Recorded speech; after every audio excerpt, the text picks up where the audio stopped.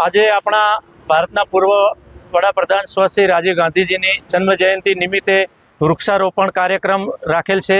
પ્રદેશ કોંગ્રેસની સૂચના અનુસાર આજે સદભાવના દિવસ ઉજવવાની જે કાર્યક્રમ આપ્યો છે એને અમે ઉજ્જવળ કરવા માટે આજે શહેર કોંગ્રેસ, તાલુકા કોંગ્રેસ બધા ભેગા થઈ અને વૃક્ષારોપણ કર્યું। રાજીવજીની જન્મ જયંતિની ઉજવણી નિમિત્તે અમને શ્રદ્ધાંજલિ અર્પણ કરી છે અને સૌ કાર્યકર મિત્રો સાથે મળીને આજે જે સત્તામાં બેઠેલા સત્તાધીશો જે પ્રજા સાથે અન્યાય કરી રહ્યા છે એની સામે અમે ખભેથી ખભો મિલાઈ લડત લડીશું અને અન્યાય સામે અવાજ ઉઠાવીશું। ગાંધીજીના માર્ગે ચાલી અને દેશને ન્યાય આપવાનો પ્રયત્ન કરીશું। રાજીવ ગાંધી અમર રહો, રાજીવ ગાંધી અમર રહો, રાજીવ ગાંધી અમર રહો।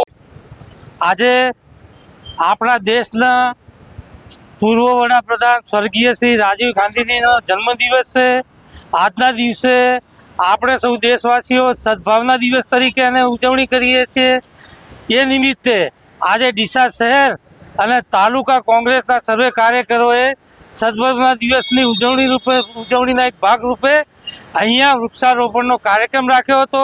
તે અમે કાર્યક્રમ અત્યારે વૃક્ષો વાવી અને આ કાર્યક્રમને સંપન્ન કરી રહ્યા છીએ। આજે પર્યુષણ મહાપર્વનો પણ પ્રથમ દિવસ હોય આજના દિવસે હું વધુ કંઈ ન કહેતા એક વાત આ દેશવાસીઓને ચોક્કસ કહીશ કે જે પણ દેશમાં અંધભક્તોએ જાણતા કે અજાણતા જે તાનાશાહીને એ લોકોએ